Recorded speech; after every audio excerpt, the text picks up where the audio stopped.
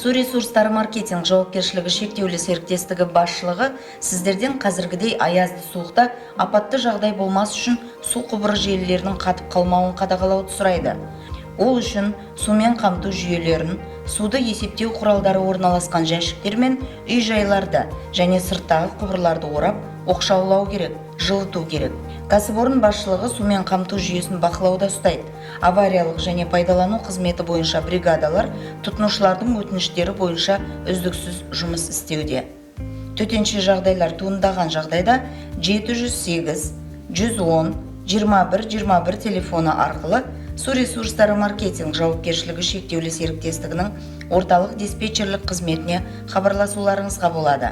Қоғаммен байланыс бөлімінің телефоны 8705 758 1111.